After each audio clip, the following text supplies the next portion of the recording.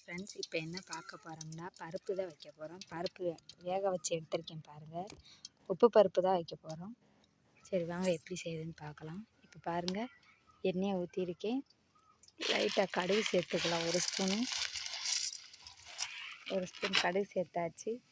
வத்தல், கருவேப்பிலை, பச்சை மிளகாய் 3மே வச்சுருக்கேன் பாருங்கள். இதையும் உள்ள சேர்த்துக்கலாம். கடுகு பொரிஞ்சுக்கிறட்டும்.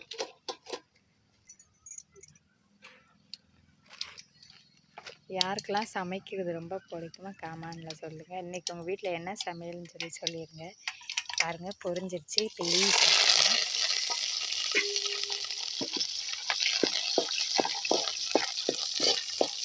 பருப்பு ரசம் வச்சு உப்பு பருப்பு வச்சுக்கிங்க.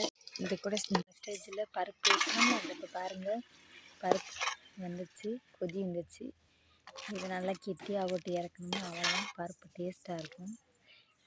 யாருக்கு பருப்பு ரொம்ப பிடிக்குன்னு சொல்லி கமெண்டில் சொல்லுங்கள் ஃப்ரெண்ட்ஸ்.